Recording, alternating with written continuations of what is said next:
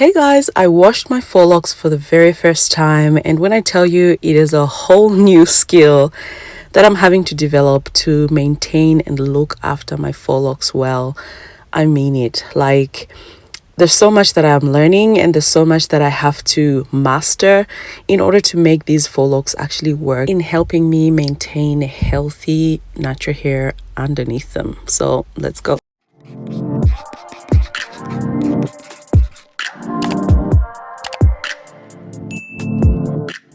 Hey girl, if you're not aware, I am on a journey, a healthy hair journey. I'm currently transitioning my nanoplasty, or maybe I'll keep it depending on if it reverts to the actual natural state of my hair. And what I'm gonna do is I'm gonna grow my hair in locks because I love hair and I just want to experience something new, and I've never had locks, so these are my very first locks. I made them partly myself, but I got help as well to complete them with a salon here in Zambia, Africa. So pretty interesting. Honestly, they're not the most perfect. They're not exactly what I want them to be, but they will do for now. They're 100% human hair, and yeah, look how natural they look just from the scalp. As this is like 2 weeks post installation and my scalp is on fire. It makes sense, right?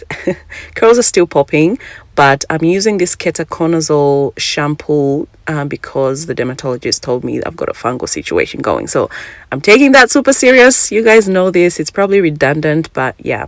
I'm just separating them into two parts, like half and half, because I am predicting that they'll probably be heavy as I drench them with water.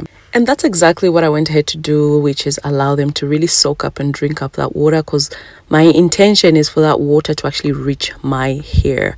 I have seen some horror stories with regards to just really damaged hair after taking down faux locks, and I promise you this video is nothing like what I actually want my routine to be, but I just thought I'll show you guys the first wash. There is no detail or any special care that I'm giving. I'm simply shampooing my locks, and once I drenched them with the water, they were full, they were heavy, so I rested them on my shoulders just to take some of that weight from the scalp and just put it or share it with my shoulders, and it actually worked.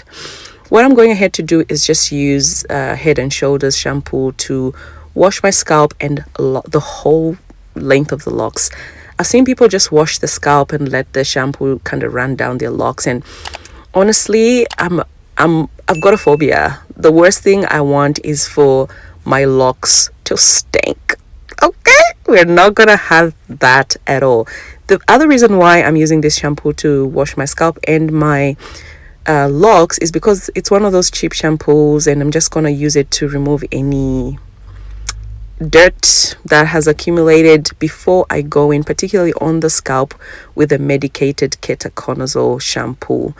This Head and Shoulders shampoo does have menthol in it, but yeah, I'm just not paying attention to it that much. It's just for cleansing purposes for this particular instance. I am going in rather thoroughly to really, give my scalp some love, and I can tell that the locks are taking a lot of weight with that water. So I don't know, maybe there's too many. Maybe I should have put 50 instead of 60. I don't know. You guys let me know how you wash your faux locks or locks in general. Once I rinsed out that initial shampoo, I went ahead with my ketoconazole, which is the medicated shampoo. And with this one, I'm just going to concentrate on the scalp because that's where I want it to work, right? I put a generous amount. I rub it in. I just massage and make sure that every part of my scalp is covered with it, because I really want to get the fungal situation under control. To be honest, I think it's actually quite okay, as in my scalp feels much better after using this shampoo, but I'm not going to take any chances. And as you can see, my nape is looked after very well.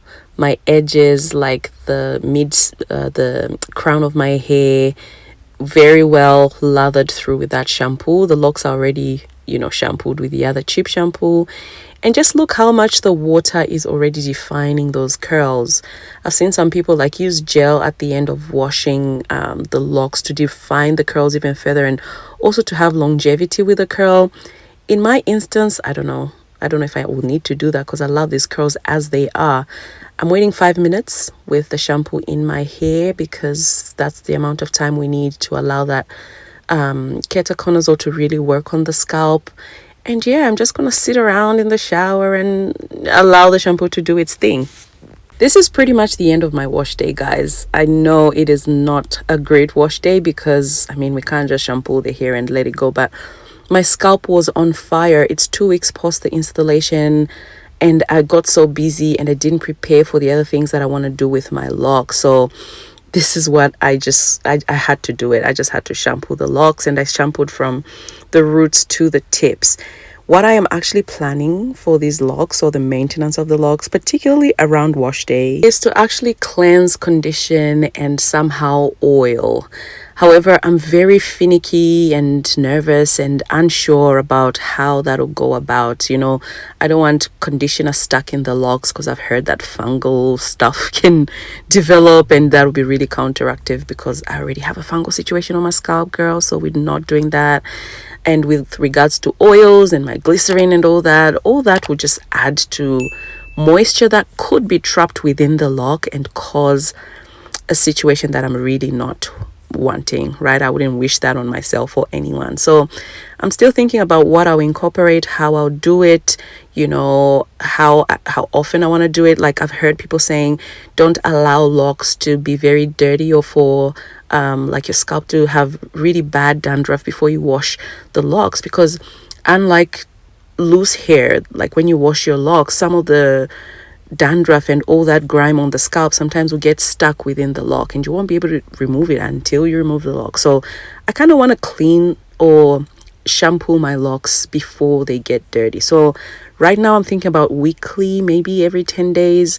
2 weeks is absolutely max. Like, this time I pushed it. I couldn't visibly see any dandruff, and as you can see, super clean on the scalp and the edges there. Beautiful. And I love the texture coming through from the roots, and just feeling unbothered and unstressed about needing to renew the style, or that the whole world's gonna see that my textured hair is not matching the extension on the length of my hair. Like, it's so practical for textured women, and I'm enjoying not having to detangle at this particular time in my life, you guys. I miss detangling in a way, but I do not miss the obligation that it came with. Like, you have to detangle your hair, otherwise it's gonna mat. I love the freedom of simply not having to do it on the spot or on demand. And this is how I just kept the locks as I showered, and then yeah, I just let them loose and let them dry. I've done my research, and I know that they can take a while to dry. So what I did is I timed my wash with also an outing. So I pretty much washed my hair and went out, which allowed me to just have the locks in the air, in the sun, drying up. And girl, when I say, like, by the end, I was out for a couple of hours, maybe 3 or 4 hours. By the time I was back, they're pretty much dry. The roots kind of inside the lock took the longest to dry, but the ends, you know, all the way to the mid-length were already dry.